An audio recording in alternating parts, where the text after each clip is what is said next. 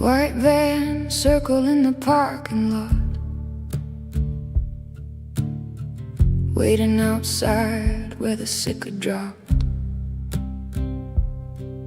Free treatment, that's the word they chose, loaded with a promise nobody knows.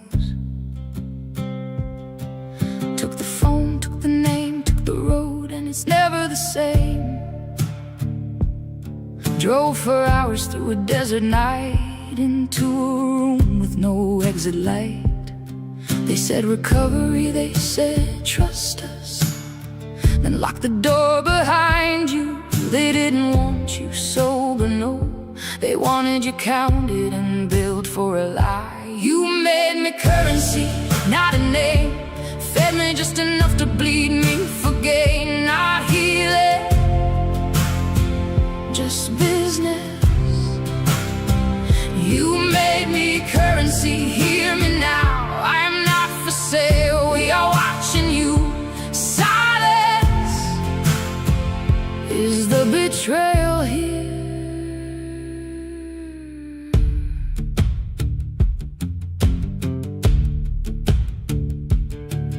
Picked up people they thought no one would trace, but the system wouldn't ask about the face. A card in a wallet, a claim on a page, turned a nation's grief into somebody's wage. Escaped ones walking streets they don't know, no coat, no ride, nowhere to go.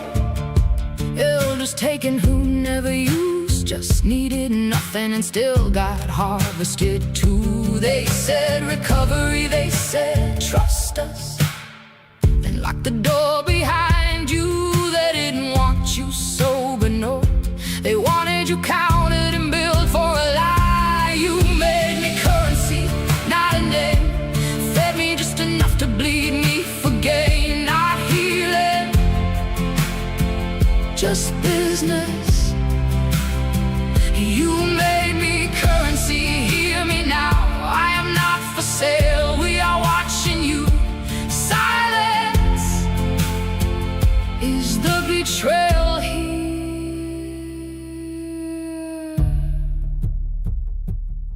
They knew the vans,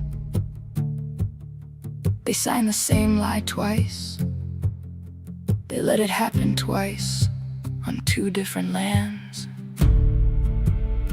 We were never currency, we were never for sale.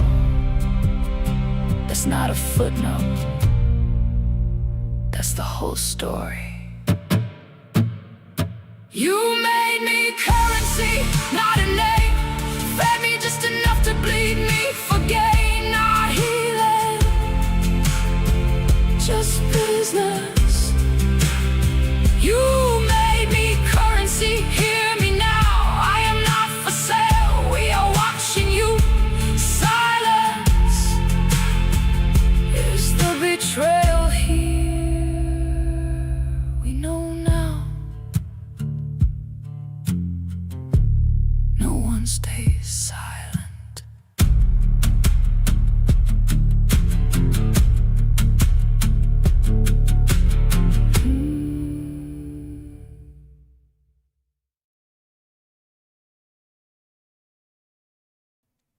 Live on the air, Trial Junkies United presents Justice After Dark with your host, Z. Buddy, welcome. We had Ken and Sleuthy get in here real quick tonight, and Mustang's here. And let's see here, our voice is here. Ooh, quite a. There was someone else I saw. Now I can't find him. Okay. Of course, our mod Semi's with us tonight, and we welcome you all. Mustang, thank you. Welcome to our Trial Junkies, our truth seekers, and our justice warriors. I'm Z, your storyteller in the wilderness of injustice. My ride or die doc is riding shotgun as we navigate the darkness where the predators hunt and the system fails. Tonight, we're going to tell a story society would rather leave buried, and boy, would they like to leave this one buried. Doc, are you ready to saddle up and ride on this one? I'm all saddled up. Okay. Because when someone tells us that they're going into sober living, a friend or a family member, we feel something close to relief, right? It should be a moment worth celebrating, the beginning of a new chapter, a life reclaimed. But that's not where this story is going to go. It also isn't just a story of fraud. It's a story of trafficking wearing the clothes of a fraud story, along with charges of some of taking people's lives, and many more are missing. And that's where we have a problem. And here's how it worked. We normally would say that traffickers don't use the white van, right? Well, these recruiters actually use unmarked white vans, and they approach vulnerable Native people at gas stations, grocery stores, parking lots, bus stops, even outside medical centers. They even go to other reservations as far as Utah, New Mexico, Montana, the Dakotas. They funnel them into fake sober living homes that build Medicare for treatment, rarely, if ever, even given. They are promised food, shelter, free addiction treatment. Some have had their family members used to get them to go. Some are actually kidnapped. There's been reports of sexual assaults while they're there. And instead, they're taken, they're driven or flown sometimes 6 to 7 hours into these so-called sober homes in the Phoenix area. There's other areas, but we're focused on Arizona tonight. And once inside, their phones are taken. People arrive with an alcohol addiction. They may be fed drugs, methamphetamines, fentanyl, to keep them compliant, and also to keep a dirty test, because as long as you have a dirty test, guess what? They keep you and keep billing. Some are held against their will. Some have to take onto the street. But if they're not from there, they don't know where anything is. They don't have their family there. They have no money. So, why Native Americans are being especially targeted? Because of the American Indian Health Program and the Medicare system and how it works, and they're able to use that to get more money. And we might say, well, how bad could it be? They're estimating over 7,000 Native Americans are harmed in this scheme. As many as 2,000 are dead or missing. And those are just the numbers they think. The numbers could be way off, as we know the statistics aren't always good. On June 24th, the Attorney General actually announced 42 people in 10 separate cases tied to nearly $3 billion in fraud. And as part of the larger 2026 National Healthcare Fraud Takedown, charges this time are including vulnerable adult abuse and manslaughter and negligent homicide. But joining us tonight is someone who has seen this and is not afraid to say something about it. Reva Stewart is from living in Arizona and is the founder of the Turtle Island Women's Warriors. It's a nonprofit who has a grassroots campaign, Stolen People, Stolen Benefits. Thank you for coming and talking to us, Reva. We really appreciate it. Thank you. Thank you for having me. Well, we want to understand. Two of my other mods just got here a little bit ago. You guys, I'm going to have a hard time seeing my chat, so Doc will shout out if something comes up. But tell us when did you first notice what was happening? Back in 2022, could I introduce myself real quick? Oh, yes, I'm sorry. That's Go ahead. okay. Yes, Well, tell It's us who okay. you are and where you're from and all of that. Okay, I usually introduce myself in my language, which is Navajo. Please. Got a shit a Reva Stewart and Chia. Nashasha and Shalom, but Ahni Bashichin, Kea Ani Dashiche, Tohe Glini Dashno. My name is Reva Stewart. I am of the Bear Clan, originally from northern New Mexico, but have been here in Arizona for over 32 years. We're honored to have you. And Thank thank you for sharing that with us. That means a lot, Reva. It really does. And I appreciate that. So how did you first notice something had happened or was happening? And, I've always been a huge advocate for the MMIW, MMIP Native relatives. And we would always put up missing posters. And it went from a small cork board to those four 8x10 boards that we had outside, Right. full of posters. And you see on social media the white vans. That's why they call it the white van syndrome. Is there's white vans out here on the reservation. Be careful. Watch your kids. And at that time, we're like, okay, why are there white vans out there? Why are they, directing it to kids? So no one knew at that time what was going on. And I started seeing vans, caravanning, because our store at the time was catty corner to the Phoenix Indian Medical Center. We were right Okay. across from it. So you start seeing these vans just going in circles. And I'm like, why is there so many vans just, going in circles? And I was the manager of the store then. And so I was like, you know what, I'm going to go outside and see why, because you see white vans on social media, you see white vans here in the city, and you're like, okay, what is going on? And I had seen a van stop at the bus stop and talking to, I think it was a young gentleman. So I walked over there and I said, can I ask you what's going, what did that van ask you? I said, I'm just curious. And he was like, they just asked me if I needed a ride home, or if I needed a place to go, that they had a home for me. And I said, what did you tell them? And he was like, well, I just told them I had an appointment and I was going home.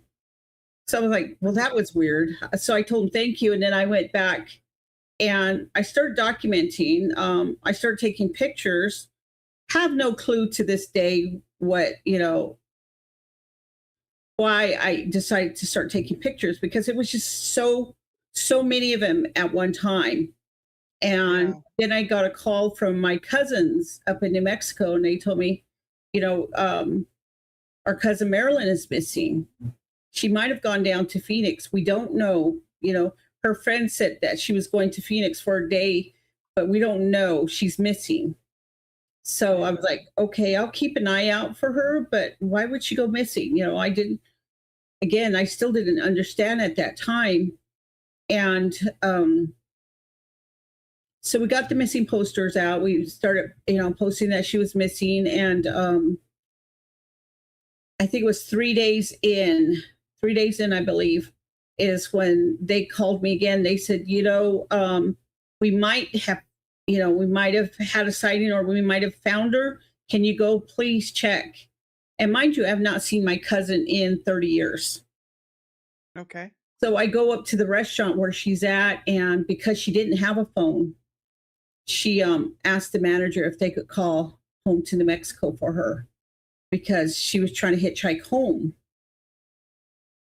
So I stood there and I was like, I don't know if she's going to recognize me. I don't know. It's been years since I've seen her. And I went in there and I asked her, if her name was Marilyn. My cousin's name is Marilyn. And I asked her, you Marilyn? She said, yes. And I told her who I was. She remembered who I was. And I asked her, are you okay? And she's like, I'm just trying to get home. And then I told her, I said, well, I'm going to go ahead and take you back to my house and, get you cleaned up. And she said her feet, she'd been walking for miles by that time. Oh, wow. She said for miles. And I started asking her questions. How did you get down here? What happened? And she said that she was in Farmington, New Mexico, which is 8 hours away from us, from Phoenix. She was approached by a van. I believe it was a van. And they told them that, oh, yeah, we know your brother. We're going to go down to Phoenix for a day. We'll take you down there and we'll bring you back. And we'll buy you alcohol. So they thought they were coming down. They initially started off with 6 people in that van. The first stoplight, she said 3 people jumped off. And then the second stoplight, 2 more jumped off. I think it was in Gallup. And her and her friend thought, well, we're just going down to Phoenix. We'll come back tomorrow. Do you think the others had an idea something was hinky? I or- think so. Yeah, I think so. They just weren't comfortable. So Right. when they got down here, they separated those 2. one house, and she said they backed up the van into the house that she went into and told her, the driver said, "I'll be back in the morning to pick you up." And so it went from that to, she got up the next morning and she said she got ready. She got ready to go. She's like, "I'm going to go home now." And the lady that was running that facility told her, "I need your information. I need your papers, and give me your information." And she said she was really uncomfortable giving her that information. She's like, "I'm going home. Why would I give you that information?" Yeah. And so they gave her a pill. We're finding out that it was fentanyl. She went back to the room, and they asked her again later, "Could we have, your information? You're going to stay here now." And she's like, "I'm not staying here. I'm going home." And when she refused again is when they just gave her a bus pass, a daily city bus pass, just to go away. So she says she drove around on the bus trying to figure out, how am I going to get back to New Mexico? I'm going to ride the bus to one side of town. Maybe I can hitchhike from there out of town. Right. And she remembered the I-17 freeway. And she said, I'm going to walk there. By that, it was late that night. So she was telling me this, I was just like, oh my gosh, that's what they're doing. They're bringing people down here. And I told her, I said, hadn't you not told me this, I would have never figured this out. And so when she told me that, and they kicked her out, and her choice of drugs was the alcohol. But right. And I had asked her, have you been drinking? She's like, "No, I haven't drank at all." And I said, "But you're on something." She goes, "They gave me a pill." And I was like, "Well, that's what it is. It's, was it a blue pill?" Yeah. Yes. And so I told her family. By that time, they were already en route. They were already driving down. They drove all night. They picked her up and took her home at 2:00 in the morning. So wow. when I told them what happened, and then that's when I was like, okay, I need to put this out there on social media. If this is happening to anybody else, this is what's going on. So once I did that, I didn't realize that's why we had so many missing people. Yeah. And so I started. And this was in 2022. This is in 2022. And 2021, I'm lying. 2021 is when we had seen it. 2022 is when I did I think it was my first, it was in 2022, because I did my first march in May of 2023. And so in 2022, I had written like notebooks of, seeing these vans, seeing people calling me and telling me my family's missing. So I take their information, I just write down whatever. And, oh, this van was here, saw this van here, and here's the license plate, or, anything, and I just kept writing and writing all this information. And I was like, I didn't know what to do with it. I literally didn't know what to do with it. And I filled up a box, one of those banker boxes. Oh, wow. Of just writing everything, notebook after notebook after notebook. Because I didn't know what, I was just like, okay. And then I started taking screenshots. So I was printing those out, and I was just putting them in a box, and I kept reaching out to people, so this is going on. They're putting them in these homes. They're going missing because of these homes. Right. And I went to a, oh gosh, I forget that meeting. It was a ad hoc meeting in Salt River, and that was a healthcare committee for Native Americans. Okay. And I went there, and I was like carrying my box with me, and I was like, I have this box. I was willing to give it to anybody who would take it, because it was like, there is information here that's happening. This is why our people are going missing. Yeah. Nobody took it. They said, we're here, we're listening, we're going to help you. And I remember one lady came up to me. She says, I have a home. And she was part of the missing the MMIP task force down here. And I remember her specifically saying, I have a home. And I was like, where at? And she's like, the Biltmore. And I'm like, the Biltmore. But, you know, at that time, like I said, I had no clue about the recovery side of it. That's when people started coming to me. It was like, oh, Reva, you know, come check out my home. I've got this facility, this. And I'm like, I had no idea who was truthful at that time. Yeah. You know, because I didn't know, I didn't know what a sober living home was, or how to, the whole process. And I went to legislation. I went to Teresa Hitalfi Delmore. She had a meeting in her office, and she's a senator. And she had access there. She had AZDH there, ADHS there, and there's a few other people that were there. And I went with an advocate, France Beasley, with me. He went with me because I was like, I have no idea what's going on. And he's a huge MMIW advocate too. He's the one that walked from Los Angeles to Washington. Oh, wow. Yeah, so he went with me, and we sat there, and I still carrying my box. And you're like, I have this box. Somebody please take my box. And there's information, there's deaths in here, there's, all this stuff. No one took it.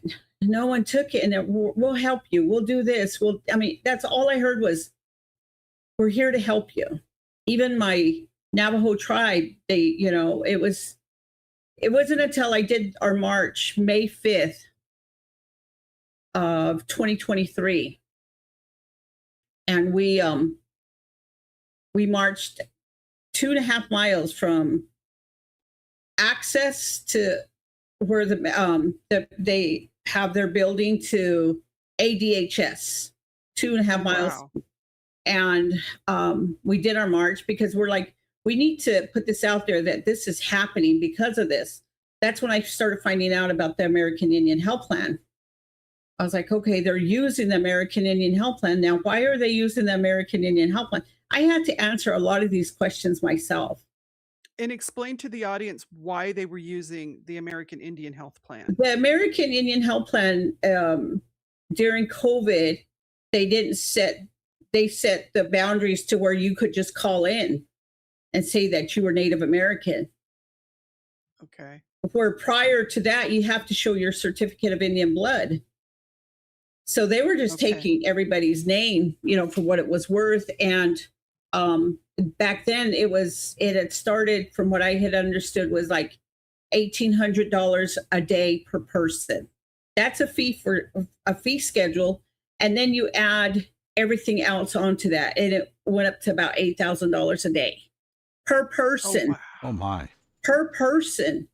So you start getting stories of, well, I'm in a home here, but so is my grandmother, so is my auntie. We have this big house, and they told us that we can just live here. And I'm like, a family lived in this home for 2 years. After 2 years, they had brought their grandmother, everybody down from the reservation. But the conditions aren't always great either. That's the sad thing. Yeah, that was the sad thing, is that we started, we had one of my volunteers, her and her husband were getting ready to go to work in the morning, and this guy started running towards their house, and they thought it was a young lady, it was a young man, and he said he could smell the cedar. They had burned some cedar. So he said, there's somebody's native somewhere. So he followed the smell to their house. And then they reached out to me and said, he literally had to jump over the fence to get away from that house because they were locked from the outside in.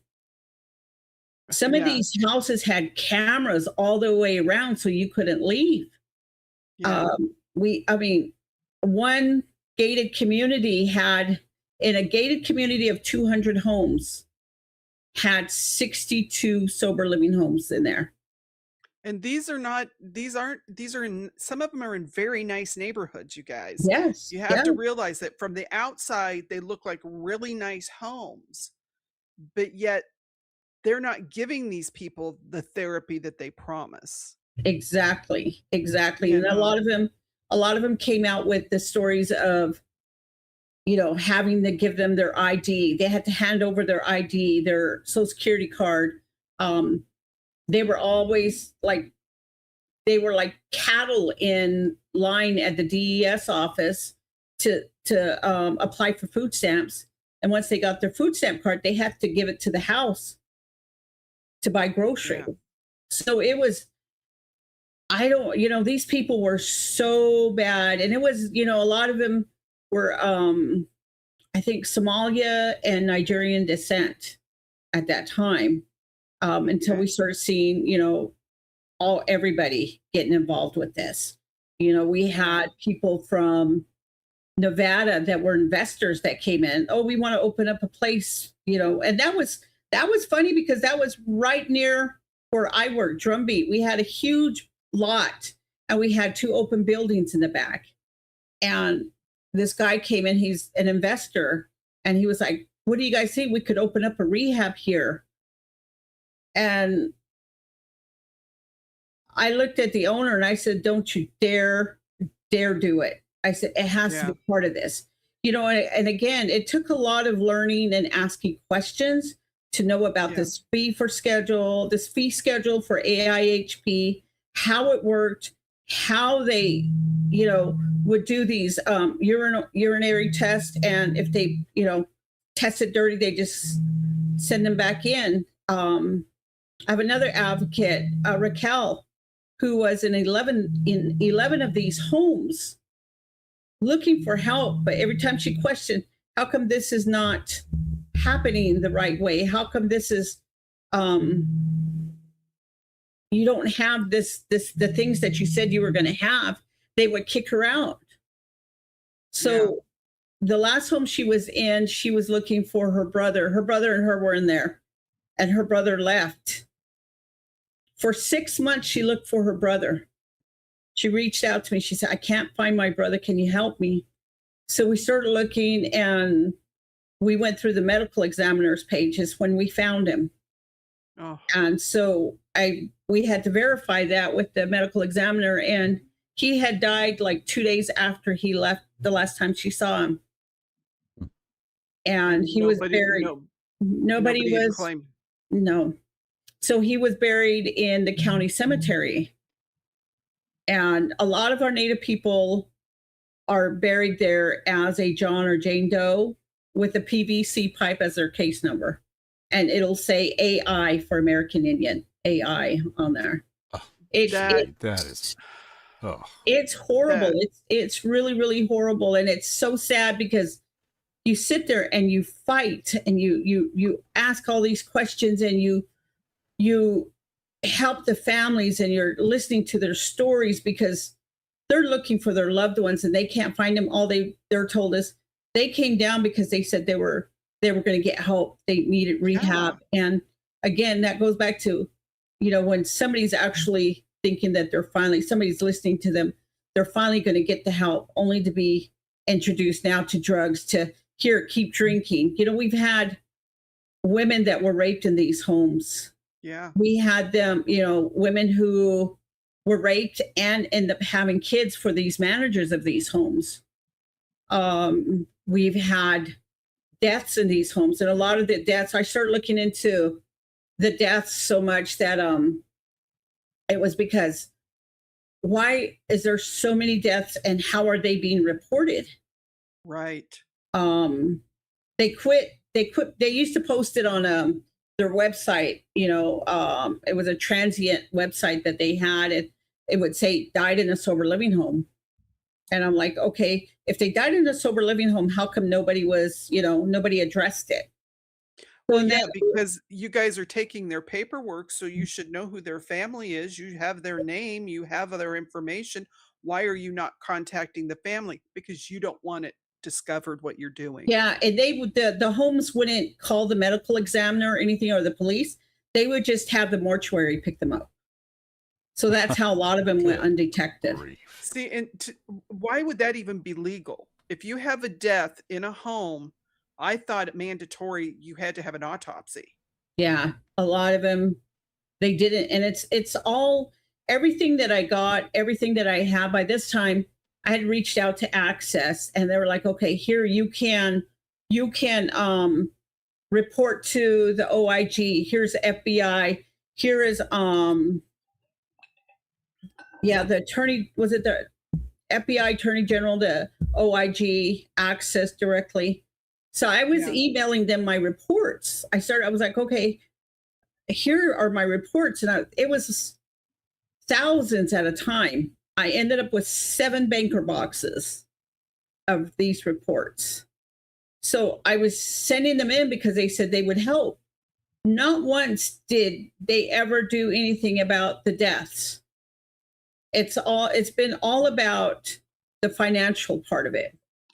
And that is really heartbreaking, because when you stop and think about it, with what we know about DNA now, I'm sorry, the government needs to start going and perhaps removing the bodies and getting DNA so the families can get their loved ones home. Because Exactly. these people, their loved ones probably still have them showing up on a missing poster and they're already buried. Exactly. So the federal, the BIA, the federal government, the state government, they need to get something together to start identifying these people that have no identification. And that's what I've really emphasized too, is I know that Maricopa County got a grant for DNA, and so did Pinal County. They got a grant. So I would tell families, if you're missing somebody, unfortunately, if they've been gone over a year, ask the detectives or the police officers for a DNA kit. They can request for a DNA kit, or reach out to Mark Pooley in North Texas. He's Native, and reach out to them. They'll get you this DNA kit. Get it in there, because you may be searching for years while your loved one is already buried. Yes. So and it's heartbreaking to have to talk about that, but it's also the truth. It's because some of the stories that we have told with many that have their loved ones that are missing, it comes down to they don't have a chance to grieve until they can bring them home, until they have, they might not get the full story, but if they can bring them home, then they can start the grieving process. Until then it's a missing person, and there's questions and worry and stress that goes into what a family is going through, because they don't know where their loved one is. And the fact that they were just burying people and not even really bothering to try and find out who they were, especially if they were getting them from these sober living homes. Mm-hmm. If somebody ID'd, you guys had information. These people need to be held accountable. Yeah. Now, Fallon makes a good point in the chat. He says, what about death certificates? I think someone is getting paid, because you can't just pick up a body and bury it. Well, see, that's the thing. News Nation picked this story up today and did a good show on it. It's on YouTube, News Nation, Jesse Waters. And he actually had a couple of attorneys on who are dealing with some of these cases. And one of the things he asked them, he said, who's involved? Is it people that are running the homes? Is it, authorities? Is it government officials? Is it this? And the two attorneys said, yeah, it's all of them. There's a lot of people involved, and that's why this has been going on for so long. And that was one thing. One of the places was, this place was Newfound Hope. Now, they got in trouble back in 2023. And the guy that was running its name is Dennis Artiles. Yeah, Artiles. He was the CEO of Newfound Hope, a Tempe, Arizona detox provider. and they got suspended in February of 2023 over fraud allegations. And that included claims that patients were shuttled daily between a decommissioned Ramada hotel and a detox center.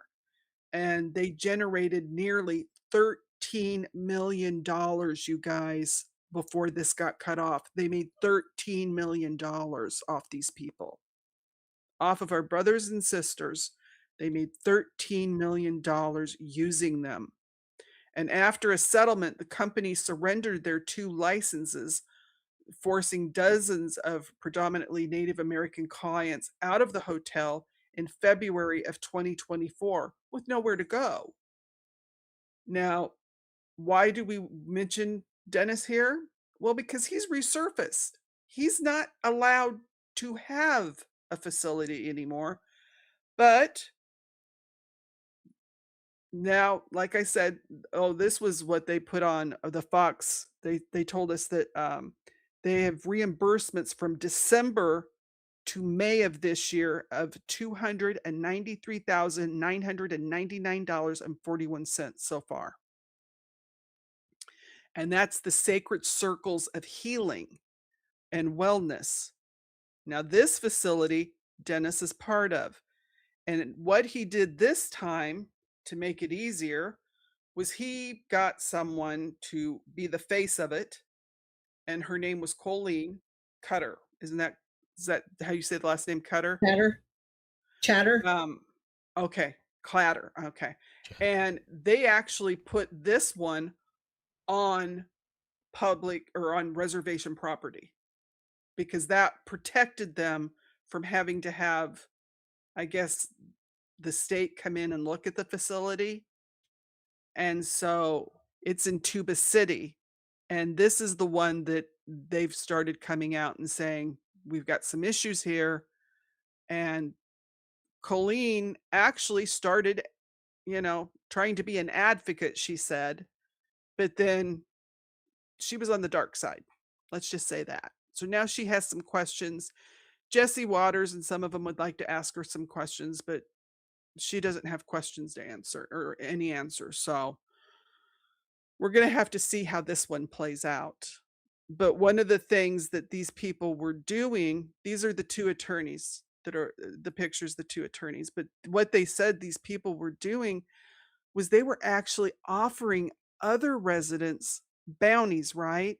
You got to collect money if you brought someone in, or what was it, $500 a person? Yes.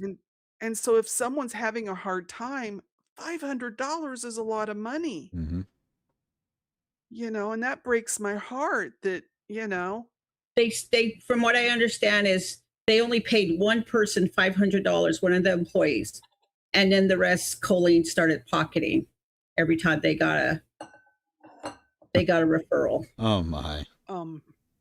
So, well, she's going to have some explaining to do. She wanted to be famous. We're going to make her famous, because you can't do that. And this Dennis dude put her as the face of the company. And she's going to get herself in trouble because trust me, Dennis isn't going to stick up for you, honey. He's going to sell you out as quick as he can. So they had to suspend, Sacred Circles had to suspend their shop June 17th with over 30 serious allegations, including fabricating clinical documentation. Same playbook, same man, just they put it on a reservation this time. That's of this year, right? This year. yes. Okay. And how long had that been going on before they finally took action? Found out. I think they just within the last year, because I don't know what happened to Chatter after 2023. I think was the last contact, and I didn't even know they were, they had opened up a facility there until she showed up on the news, and I was like, oh my, that's where you went. Yeah, because she actually had come to Reva and said she wanted to help be an advocate, but she didn't really want to be an advocate. I told Reva, allegedly, my opinion is she just wanted to know how they worked and what they were doing Yeah, because because like I said at the beginning, I had, I had no clue about this recovery system, how it yeah, worked, who the players were. Everybody at that point was just like, "Oh, Reva, I have this facility. Come look at it." And I'm like, "What am I supposed to do?" I this is not my field. And I yeah, was in the medical field for years, but I never even knew that the recovery field was a whole world of its own. yeah, And to learn that, and now I've learned so much, but I'm still learning because it's a whole different entity of what I've seen.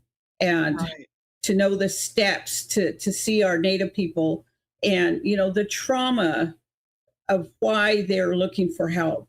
Nobody talks yeah, about that. Everybody thinks, oh, they're an alcoholic, that's their yeah, problem. There's no, always trauma behind it, generational trauma. People always say yes, that you don't go back generation. Yes, we do. yeah, Yes, we do. If you're a product of the residential schools, if you're a product of, an abusive home, or, SA, all of this, it's trauma. yeah, So when somebody's going to offer you that help, and you want that help, and you go down thinking, I'm going to get that help, and it doesn't come, then you don't trust no one. Our yeah, people are at that point now where they don't trust anyone. But give and take, it's 115 degrees out here in Phoenix, and yeah, somebody's going to tell you, hey, we got a home that you can stay in and get out of the heat. You're going to jump on that because you want to get out of the heat. Just in June, yeah, we've had 39, I think it was, no, 62 deaths. 62, wait, I'm lying, 65 deaths, heat related deaths. And I believe 39 of those were Native Americans. oh, Mhm.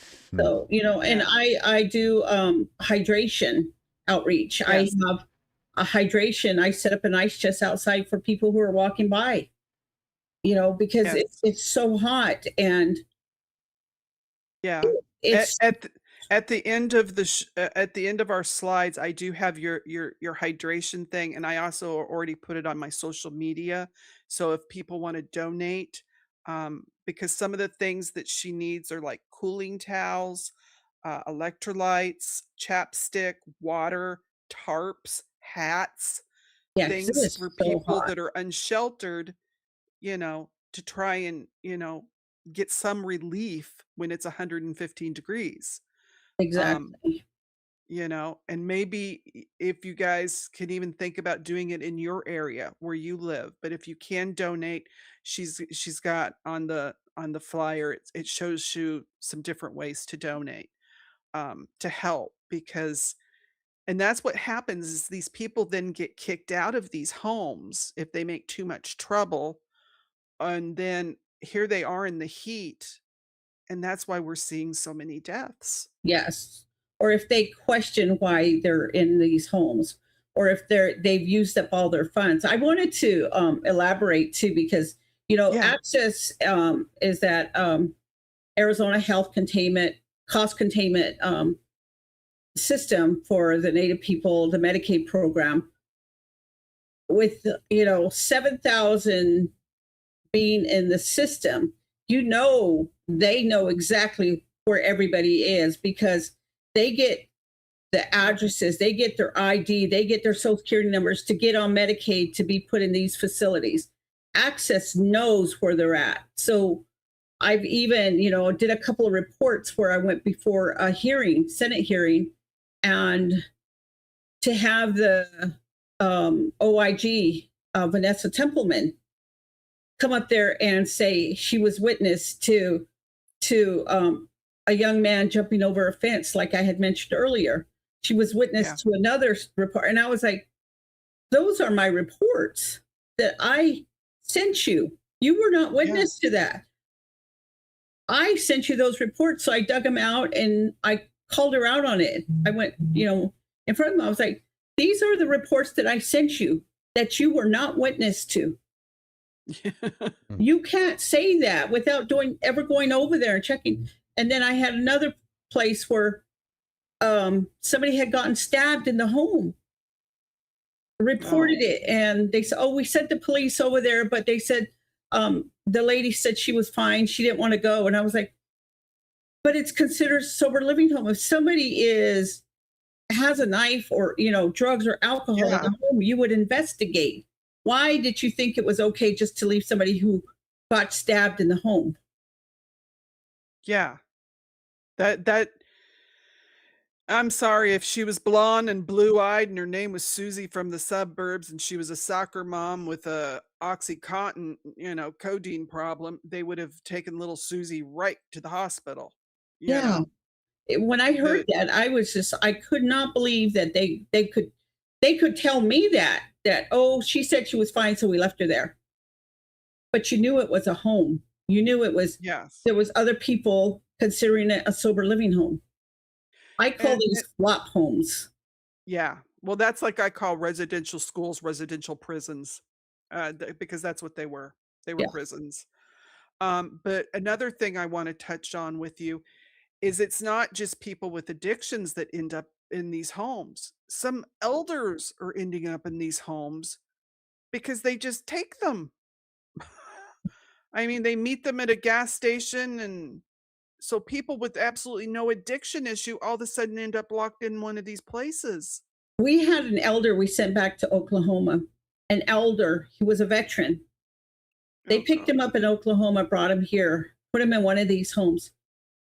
Sober for years and years, went home with a fentanyl addiction.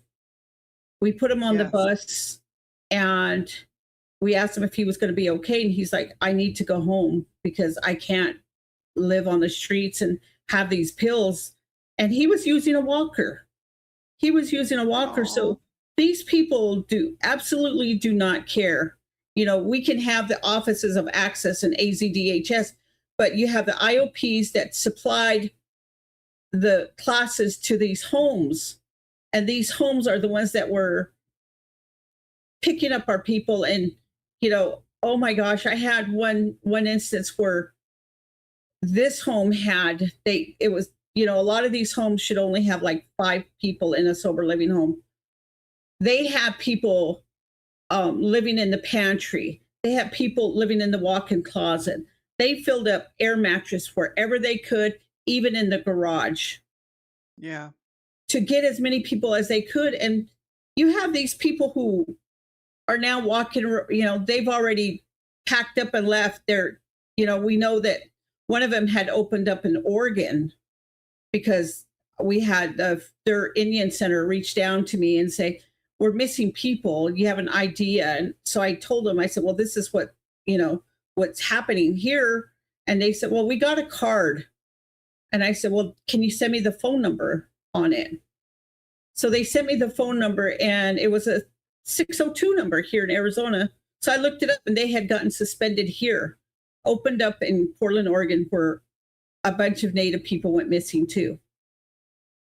Oh my So, goodness. yeah, so it was just like here and there. Now they're trying to weasel their way into Montana, and I think Montana has been the one that's really, really stood up and fought back against these Okay. fraudulent homes and stuff because they lost a lot of their people. They And did.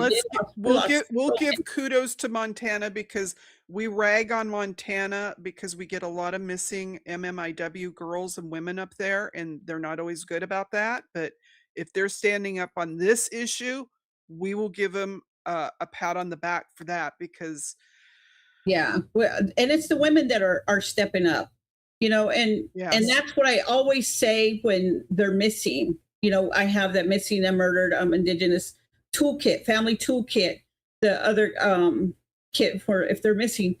But if you know that they're missing, be honest and mention that if they had a alcohol or drug dependency, then yeah, to start looking in the direction of could they have been trafficked into a sober living home, because we know that Montana, a lot of their people were taken down to California once Arizona got caught.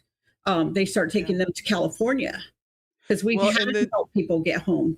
And then Lissa Yellowbird Chase, who everybody's a big fan of her here. We've had Lissa on the show.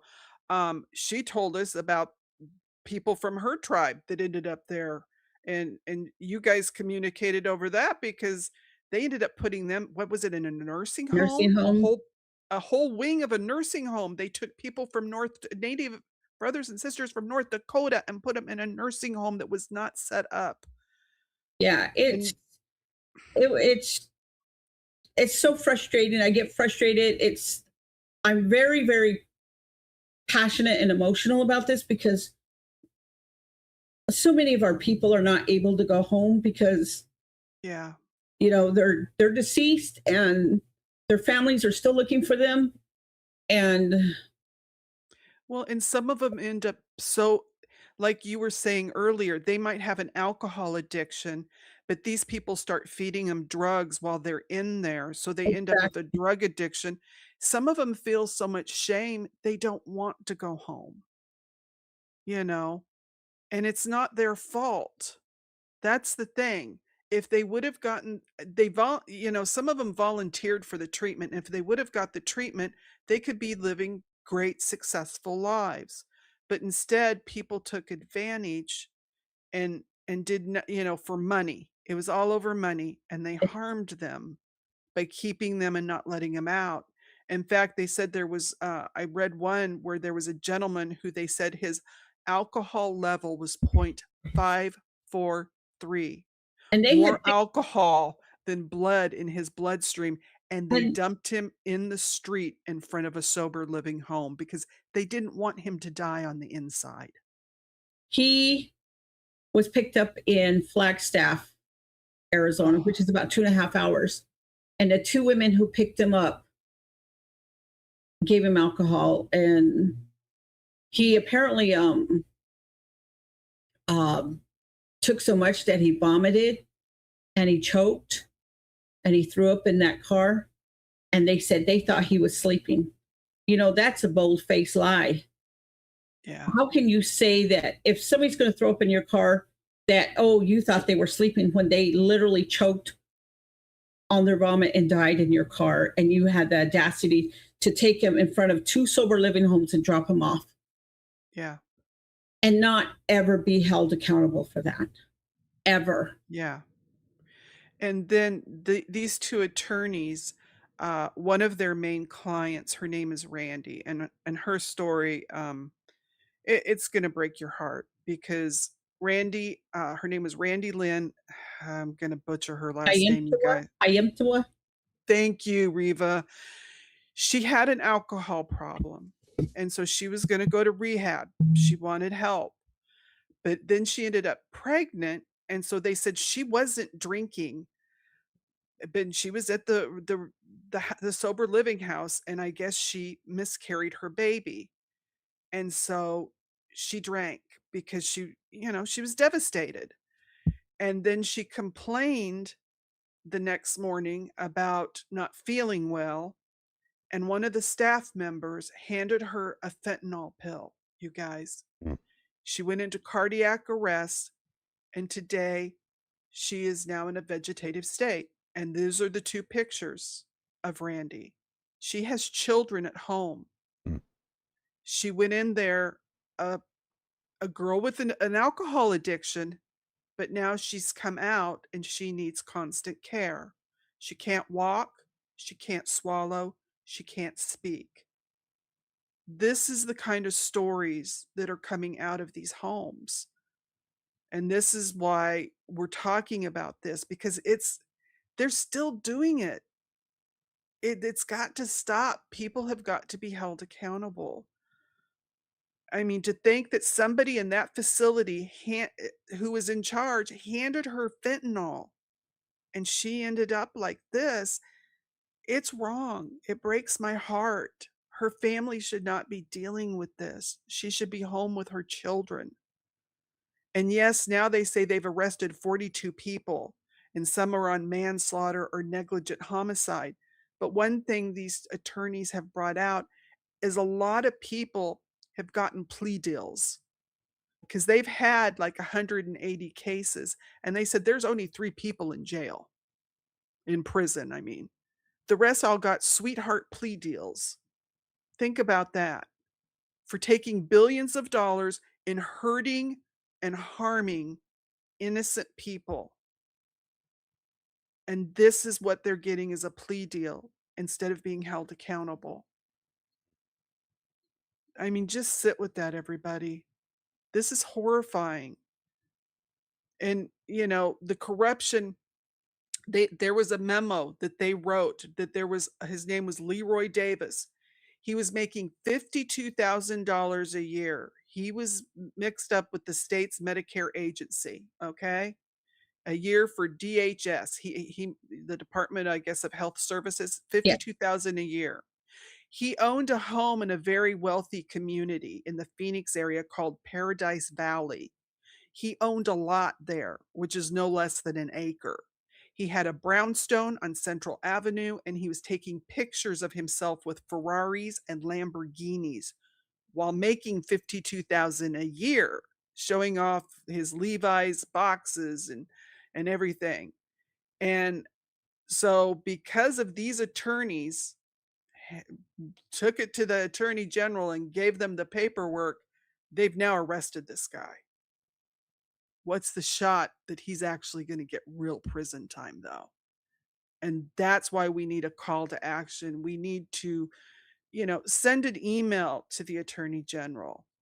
Let them know as concerned citizens. Always be polite, never be rude or ugly, because advocates have to live in the area. But as concerned citizens, we can say we're concerned that our brothers and sisters in the Native community are not being treated right, and they need to be treated better. They need answers for the people that have died. They need to find out who these people are, because that's not right. They shouldn't be buried in graves with no name and their families not knowing. And that breaks my heart. And one of the things I found was this was a billboard in Scottsdale back in 2023 near the healthcare facility at Salt River Prima Maricopa Indian Community. And it talked about the Medicare fraud scheme involving sober living homes that promise to help Native people seeking to kick alcohol and addiction issues. Back in 2023, they had billboards. We're in 2026. It's still happening. When's it going to stop? And I mean, I think that's the biggest thing. Reva's tired. she's got banker boxes full of stuff. And I quit reporting about a year and a half ago. Yeah, because my reports that I reported to Access and ADHS was literally going back to these bad homes. The reports that I put somebody's personal information, somebody who reported their family members, everything on these reports went back to the bad facilities. And then they asked their people, and it's on there. I have proof, like they would put on there, how do you know Reva Stewart? How do you know? Oh. So many things. And I'm like, that put a target on my back. I've had all 4 of my tires slashed on my car. I've had these Nigerian descent, that's what they were, come to Drumbeat one night when I was doing inventory about 8:00 at night, trying to get me to go outside because we need to buy something. We closed at 5. Yeah. We can't hear you. Can you come to the door? I can't hear you. I need to buy something. And so I do. I conceal carry. And I showed him my gun. I said, can you hear me now? Can you hear me now? And they just got in their car. And as soon as they got in their car, I went outside and I took a picture of their car. As these things, if I put myself out there because it's not for myself, it's for the people that were hurt, the people that died, the people that'll never get to go home. Yeah. And for the families who are still searching, and for the families who have to deal with the trauma of their loved ones now addicted to fentanyl. Yeah. I do it for them. Yeah.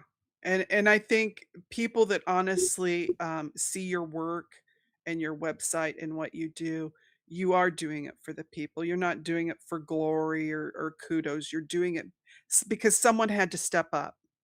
And like I've found most advocates that we've talked to on the show, nobody ever means to be an advocate.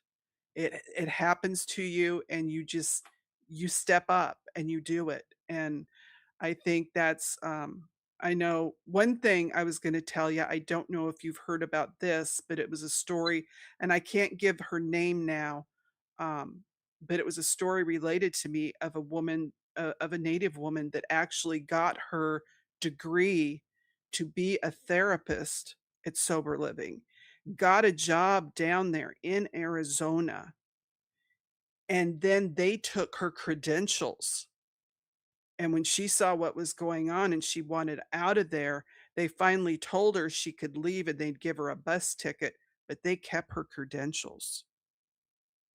So I'm just wondering if they're doing that to other people that perhaps are going to school, getting their degrees, thinking they're getting, a dream job. I'm going to be able to help in my field and I will be able to help my people. And then this is what they're doing to them because she's never gone back into the field again because it was such a terrible experience. Now, what do you mean by they kept her credentials? Well, they I'm, kept her therapist her credentials. So when I was talking to the person that was telling me the situation, someone we all love, mm-hmm. very credible, she said that she wonders if that place is still using her credentials as a therapist to get to get money. And that would make Probably, sense. probably. Yeah, that they Yeah. could, and that I mean, that's just another avenue to look at to, and there has been awesome reporting by Justin Lum, which all my trial junkies out here know him as the reporter in Arizona that did all the work on the Lori Vallow case. We Oh all yeah. know Justin Lum because he's awesome and he's done a lot of reporting on this issue and it needs a lot of kudos for his work that he's done, um, because he's been one of the few that have been on it. It's finally made national news, and everybody, tomorrow night, our lovely Reva is going to be on News Nation, so please check it out. Let's give him, um, because someone has to speak for these people, Yes. because there's so many of them that can't speak for themselves anymore, you know? They went there to get help, they went there to get healed, and they're either not coming out or they're coming out with other addictions or other issues or other trauma. And like I said, they're because it's our native brothers and sisters, it's like they're just ignoring it. Exactly. That's the And hard part is they don't realize the humanitarian part of this. And with it being, election time of the year, yeah, it's a free for all. Look what we're doing. Look what we're doing. And I've every conference that I've been to, I've specifically said this is not a red or blue issue. It's a no, humanitarian issue. yes, This we're they should not forget the people that are suffering. You yeah. can't pick and choose, oh, well, I'm red or blue. We'll do this, we'll do that. It's what's happening to our people. Well, And and that we, yes, and that's one thing on our channel. We don't do politics. yeah, We do social issues. I will mention though they have someone running for governor who used to run one of these sober homes that got her license taken away. So her name's Terry, and anyone that lives in Arizona, please check that out. Just in case. Just and I have no idea who she's, what party she's. Honey, she could be purple, green, yellow. I don't know. I don't know what color. Red, blue, purple.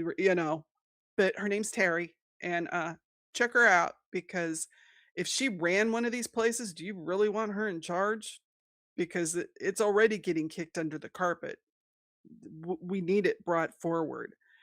And while there's publicity, that's why I wanted to have Reva on and get on this quickly, because it needs more attention, because too many people are losing their lives. And Reva even told me before that some of these people are going to like the powwows. Remember how we talked about powwows and we talked about guarding your children at the powwows, because things can happen with predators.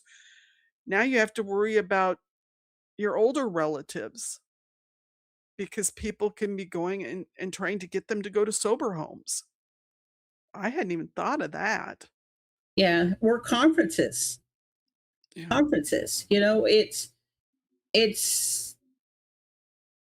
seeing all of this and seeing all these stories that I've literally witnessed to by writing it down and hearing about it, not just from hearsay. It's from the families that were affected. Yeah. The families that were affected specifically said, here's a card that was given to me. Here was a card that was given to my child to go down from Montana down here, saying that they're going to help, only to be taken home in a box because they got killed because they went into the wrong home and were shot. Yeah. So it's, Yeah. and they get to walk away. That's the whole Yeah. thing. So many of these people are just walking away from this and not being held accountable. Well, and I know Lissa was very vocal with her tribal council up there about the sober homes after what happened at the nursing home. So my words would be to all the tribal councils or chairmen of different reservations, please, before you recommend any facility to your people, please, or your relative, please check the credentials. Really do your research. Don't send them out of state. They, these people deserve to have care, not be pushed aside. And I'm not accusing any of the councils of doing that. I'm saying you could be being misled too. So please just take the time to do the research so that nothing happens to any more of your people, because it makes me wonder of a lot of these people that we do our missing persons, how many of them could have been taken down to Arizona or another state, because we have some that have been missing for a long time and their families don't forget. That's a hole in their family and their heart and their soul. So, let's please, before anybody recommends a facility to anybody, you know, check it out, you know, go visit. Wouldn't you say, Reva, a family, if you were going to put your family member in some kind of a sober living house, maybe take them yourself and go yes, visit it? ask the questions.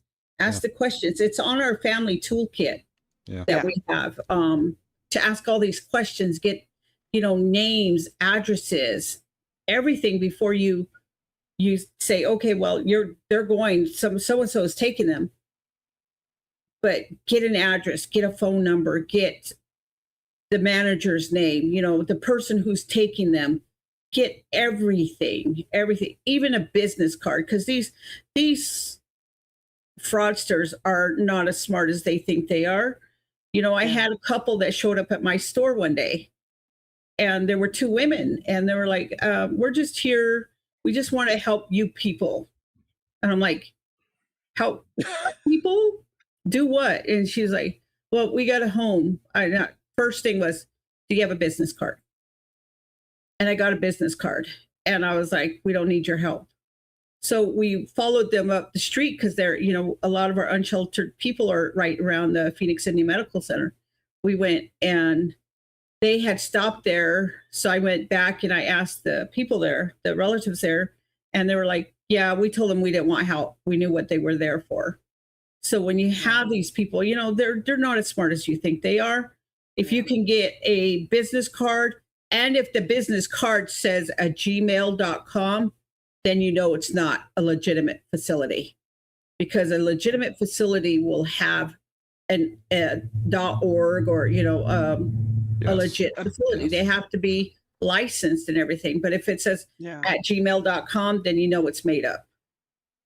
And that's the problem. A lot of these facilities, they're fake facilities because they're just, and I think when we talk about trafficking a lot on this channel, trafficking children, trafficking, women, labor trafficking, this is another form of trafficking that we've never talked about, and that's trafficking people into these sober living homes.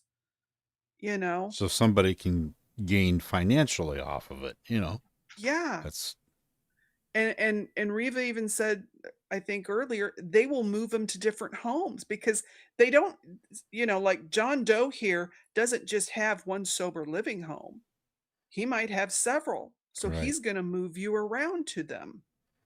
Especially if you're missing and the police come to do a welfare check, they're going to move you from that home to another home.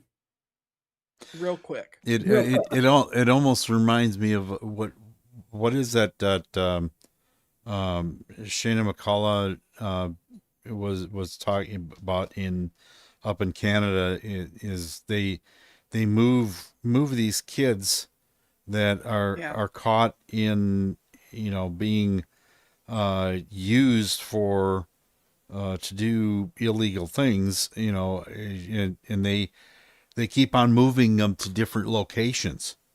Yeah. They have a lot of missing boys in Ontario. Yeah. And what's happening is they're putting them into drug houses. Yep. To run, to run them. And they don't feed them. These boys, they're young, they don't sleep, and they're trafficked. Yep. And so, and they just move them around. And like you said, of the two girls that came together, they split them up because they know that together, if you're with your person that you came with, there's a bigger chance of you running. Yes. But if they split you up, right, they think that you're not going to take off.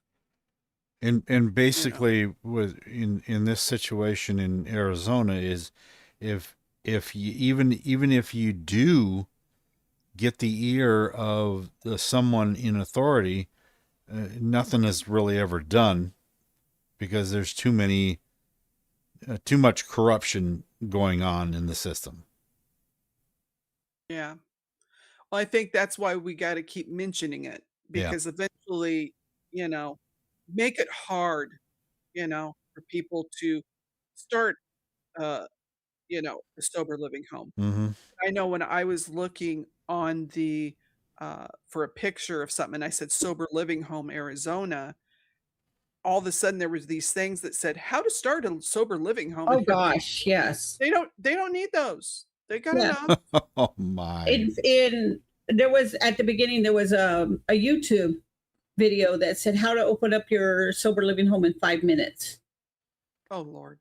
Yeah. And so so there's no regulation. There's no regulation. No regulation. And like I said, I've called out AZDHS, Department of Health Services, because they're the ones that are handing out the license. When they had this moratorium, and it was lifted in December of last year, 121 license went out because initially they were quote unquote sober living, right? Everything got shut down. Now they could open up as a behavioral health residential facility. Oh wow. So they just took the name that they had and put it under a BHRF. And 121 license went out that same day. That's ridiculous. So even today, even on social media, if you have the American Indian Health Plan, we have a home for you. So I take, I see that and I'll because you can go under verifyandreport.org right, to check. And, we put that out there because we did a website to where on our website, you just go to that place, how to, verify and report. And it takes you to the government page. And it's easier than having to go to the government page and go scroll down. This takes you directly to it. Okay. And because we're like, okay, who's going to take the time to go scrolling when you can just go exactly to the point Yes. and verify and report? Yeah. So you can do that, but it's just like they reinvented themselves under a BHRF. Or Yeah. we have a sober living. If you pay this much, but if you don't have the money, we'll still take you if you have the American Indian Health Plan. Yeah. And it's, 7 boxes in, I gave all those boxes to then the director, Carmen Heredia of Access, and said, here are all my reports. And she said, what's that? I said, what do you mean, what's that? These are the reports I've been sending in since 2022. What do you mean, what is this? And so they have all my reports. They've seen them. I've taken it to the point where I've gone through the hearings with my boxes, because it's like, you cannot say that this doesn't exist. That's why they always say, have a paper trail. Everybody puts everything on media, but now it's have a paper trail, because it'll show you where they're at. And that was one thing those attorneys said, is they have known since 2019. Yes. And you got started in 2022, and we're in 2026, and it's still going on. Exactly. We won't stop until they acknowledge. I had wrote something out. I don't know if it's okay if I can read it. Sure, go right ahead. Since the beginning of 2022, we began reporting what was happening. We brought out our concerns to every agency we believed that had authority to act. Reports were made to Access, ADHS, the FBI, the Office of Inspector General, and other agencies. We were led to believe these reports were being reviewed and investigated. Yet today, many families are still searching for answers. Too many people have died from overdoses while living in these homes. Too many people remain missing. Too many families continue to grieve without knowing whether anyone will ever be held accountable. Every election season, we hear officials talk about how they crack down on the fraud, how much progress has been made. But from where we stand, it feels like the human cost has been overshadowed by political talking points. The focus is often on financial fraud, while the lives that were lost and the families that were forever changed receive far less attention. Why are so many cases ending with probation, settlements, temporary exclusions from the program if people seriously knew wrongdoing occurred? Why are the individuals barred from participating in Access for only a few years, while our loved ones will never come home? A 5-year exclusion is temporary. Death is permanent. A missing loved one is permanent. A family's grief is permanent. Where is the accountability for the Native American people who were targeted, exploited, and harmed? Where is the acknowledgement of those who died and those who remain missing and those buried in the county cemeteries without their families receiving the answers they deserve? We are not asking for another press conference or another promise. We're asking for transparency, for complete investigations wherever credible evidence exists, for accountability under the law, and that justice reflects the magnitude of the harm suffered by our Native communities. Our people are more than statistics. They were sons and daughters, mothers and fathers, brothers and sisters, grandparents, relatives, and friends. Their lives mattered. Their stories matter. Their families deserve the truth.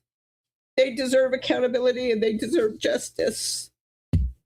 I've been sitting on that for a while, because it's just, no one sees how huge this crisis is. How many people are we going to continue to lose?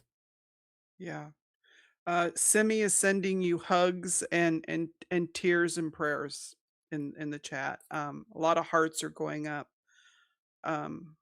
You've touched us, Reva. That just I think you said it eloquently. Val is sending you hugs now. So that just, you said it beautifully, because You just want answers. You want some answers. Before we end, let's talk about our missing persons because we always do missing people at the end of our show. Remember, you guys, when you go out, put the cell phone down. Look at faces.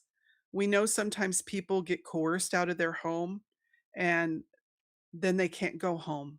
And human trafficking happens. We're learning a new form today. So look at the people, trust your instincts. If you see something or someone, say something because you could save somebody's life.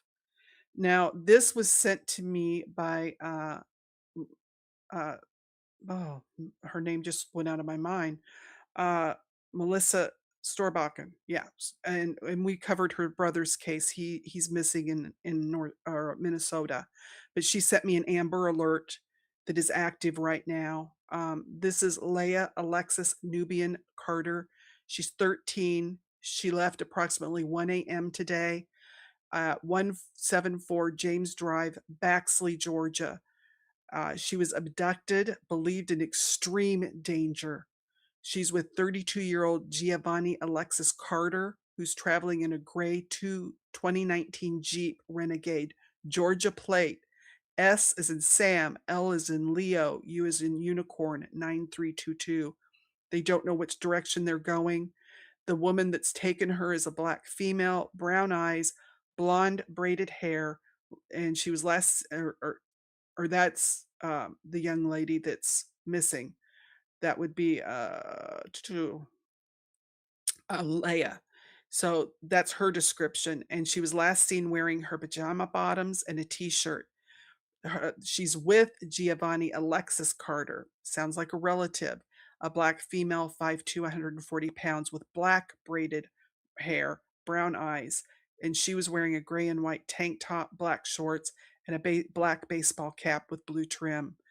So contact 911 immediately or the Baxter Police Department at 912-367-8305. And because Melissa asked us to put it out there, it's an Amber Alert. We're going to do it. This is Amelia Chipa Rollier, I think. Is that how you say that, Doc? I, Ru- Ru- she's Roulard. Roulard. She's 32. She's missing from since June 22nd of 2026 from Omaha, Nebraska. She's a native young lady. She's only 5'6", 100 pounds, tiny little thing, brown eyes, brown hair. She has tattoos on her face and left wrist, a scar on her left eye, and pierced ears. Contact Omaha Police Department at 402-444-5600. We also have Brianna Emily Ethel Sorrelhorse. She's 22, missing since July 5th from Shiprock, New Mexico. She's 5'3", brown eyes, brown hair. She was last seen wearing a blue tank top, blue jeans, and has a flower tattoo on her arm. Contact the Navajo Police Department. It's the Shiprock District at 505-368-1350 or 1351. We also have Fred Paul Chi. He's 16. He's been missing since June 24th of 2026 from Prewitt, New Mexico. He has brown eyes and black shoulder-length hair. He's 5'10" and 190 pounds. He was wearing turquoise shorts, a black t-shirt, and flip-flops. So if you have any information on Fred, contact the Navajo Police Department at Crown Point District, 505-786-2050 or 2051. Now, the last one here was sent to us by Dottie Lassiter, the woman we had on Sunday who's a trafficking investigator. This one is very old. This is Joshua Javon Davis Jr. He was taken when he was 18 months old in February 4th of 2011, between 8 and 8:20 in the evening from his family's mobile home in New Braunfels, Texas. They had a gathering of 10 people in this mobile home. There was a 911 call because there were freezing temperatures saying that he left on his own.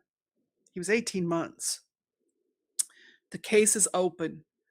We don't have a description because that was in 2011, but it requires asthma medication. So let's pray somebody took him because they wanted a little boy and somebody can find him. The the police department is 830-221-4100. Or Crime Stoppers is 830-620-TIPS. I had another one, but of an elder in Arizona that had dementia, but he was found. I saw, Harrison Ashley was located, because they said he had, I think they said either dementia or Alzheimer's, but he was located today. I don't know his condition, but at least Good. hopefully it's good.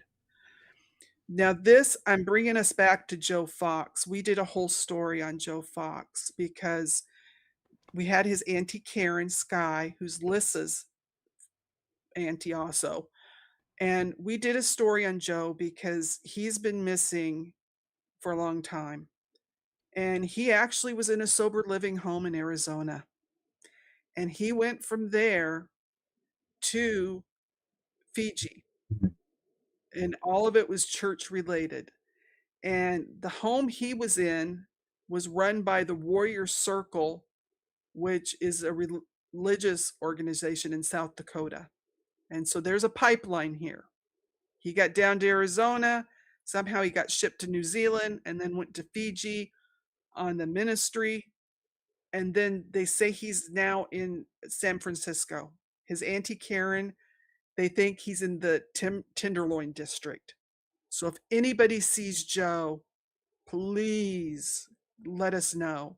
We have our tip line. It's tips, the number 4, trialjunkiesunited@gmail.com. If anybody sees Joe, let us know. There's a flyer. I forgot to put my information so I could read it to you, but I will get a hold of his Auntie Karen immediately if we can get him found. But Reva, before we let you go tonight, we want to thank you so much because I appreciate you sharing your information with us, helping us to understand what is happening and to bring us with you because now we're in on this journey. And all of my trial junkies, truth seekers, and justice warriors, please keep following our Discord server and our Facebook group. We will keep posting stuff that Reva shares. You know, but what would you say to the families right now that are missing someone or they're worried about someone that has gone to sober living? What should they do right now? Get a police report. That's the first and foremost. Get them on the NamUs system. That's always helped. namus.org. And then start a paper trail. Literally start contacting their friends. Somebody knows where they're at. With our toolkit, we've been able to find families that way. It's just like helping them investigate. And, we've been fortunate to find at least 5 families so far through that toolkit. So, Good. yes. And, and pray, make sure they know where they're at all times. Don't give up on them because they're a lot of them were just asking for help. They wanted to help. They were told they were going to get the help and they didn't get it. Yeah. So the trust is broken there. Just like for years, our native trust has always been broken. Mhm. So, as family members and, love them, tell them you love them because sometimes that's all it takes. And if you have a family member that's unsheltered, make a pact with them that you at least have a check-in, if it's even once a month. Once a month, make sure you see them physically. Maybe during the month, have one phone call check-in. If they need a phone, if you have an old cell phone, it can still dial 911. Let your relative have it, so in case of an emergency, they can get help. There are different things you can do that because remember, nobody sets out to be unsheltered. Something has happened. There's trauma there, and we don't shame anyone for addiction. We don't know what they've been through. So, one thing that Reva and her organization does, and let's also remember this is a picture of a bunch of the people that are still missing. Let's not forget these people. Mm. These are the people that are missing. And this is just some of them. This was put up at one of the places where Reva was talking to one of the senators, and they had this picture. So I wanted you guys to see it because these are some of the faces of the missing. But I also want you guys to know that Reva's organization does a donation with her water and the hydration work that they do. This will be on our Discord. It will be on my group page. So if you can please donate. If you live in the area and drop stuff off, or if you live somewhere else and you want to start something, reach out. The girls have been dropping her group for Facebook for the Turtle Island Women Warriors. Reach out to Reva if you want to help set something up in your area. She also has a bead shop. There's a picture of Reva at her bead shop, but there's the beautiful logo, and the girls have dropped the link for that, so you can go on and shop for beads. Let's give the people that we know, let's give them our business, because you don't get rich being an advocate. You have to have a job, and that's her job. And so if we can support Reva in that way, please do. And can you explain to us your symbol and the name of your shop? Because I read it and it was beautiful. The symbol is a bear, and that's my clan. I had said my clan at the beginning, clan, Nashasha. Right. So it's that's in Navajo there. It's Shashtane. It means bear people. That's what our store is. That's what it's called, Bear People Native Shop. So that from that being my clan, that comes from my late mother's clan, because we take our mother's clan. So that's to, in honor of my late mother. Oh, that's beautiful. I love it. And so if anyone's visiting Arizona, stop in and see Reva. And like I've always told you guys, if you're on vacation and you hear about a search going on, if you can donate a couple of hours, or if you can't, but you can drop some water or supplies off, get a hold of who's ever having a search, because it always helps. Anything we can do. So let's do it. But remember, every killer and every predator out there is depending on us being silent. Don't give it to them. And remember, it's never a mannequin. Someone always knows something. And so we say something if we do. And our motto has always been silence is betrayal. And this is a good community. We love all you guys. And we appreciate you coming and hearing the story tonight, because this is one that we can do something about. We can put out the word. Please share this. Get it out on your social media. Let people know what's going on with the sober living houses. We talked about Arizona, but Reva informed us it's going on in other, states too. But this one is really bad. So let's say something. Let's do something. Join us Sunday. Remember, we do all different cases on Sundays, but we love you guys. Please stay informed, stay compassionate, and keep seeking truth. Keep demanding justice and never stop speaking up. Doc, do you want to say goodnight? Good night, Doc. Good night, Reva, and we appreciate you coming. Thank you for having me. Oh, we were honored. Yes, it was an honor. very much so. And anytime you want to come back and talk about a subject, please do. If something, and if you have posters you want to share for a show, we show them on Thursdays and Sundays. Okay. So if there's somebody that comes up, and you think we need to get it on the air on a Thursday or Sunday, we're glad to do it for you. I wrote a song for the inn. Please listen to it, you guys. It's a heartbreaker, but it talks about what we talked about tonight. So until next time, keep fighting for justice. We love you, and ciao. Have a good night.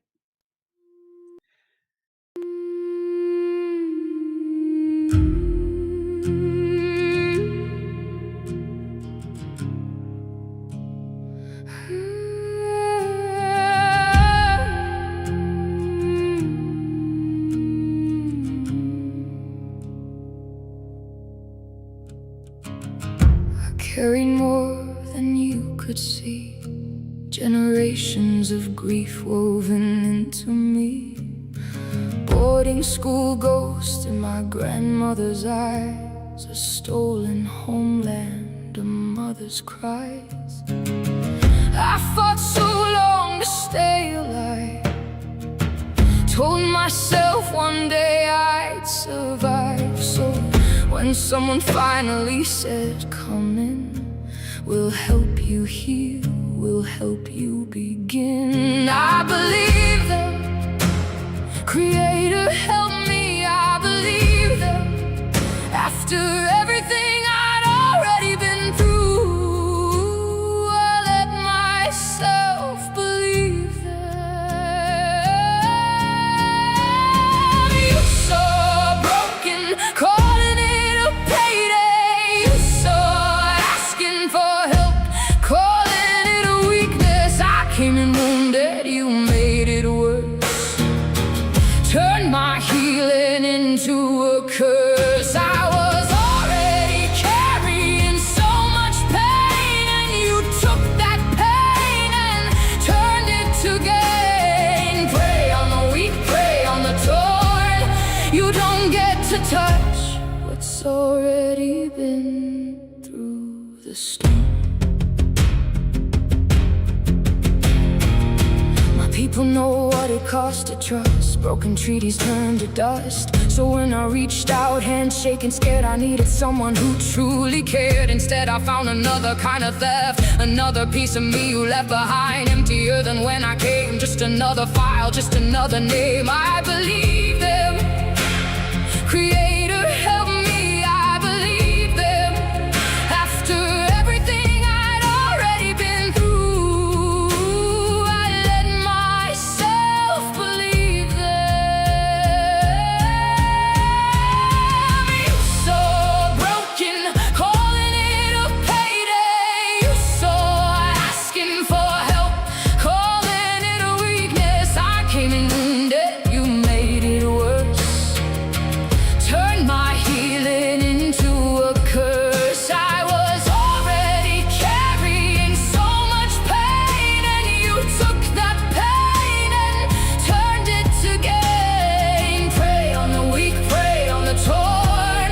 You don't get to touch what's already been through the storm. We survived what was done to our grandmothers, survived what was stolen from our mothers. We walked in already broken and torn, just asking for help. Is that a sin to be born? That's not weakness, that's not shame, that's the bravest thing. And I'll say my name. You were waiting at the door the whole time. Now the whole world's gonna know what you tried to hide. You saw broken, calling it a payday. You saw asking for help, calling it a weakness. I came in wounded, you made it worse. Turned my healing into a curse. I was already carrying so much pain, and you took that pain and turned it to gain. Prey on the weak, prey on the torn. You don't get to touch what's already been through the storm. I'm still standing, I'm still here.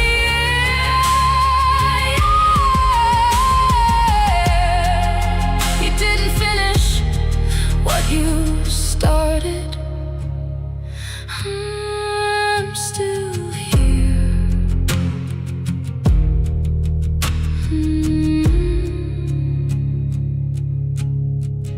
I'm still here.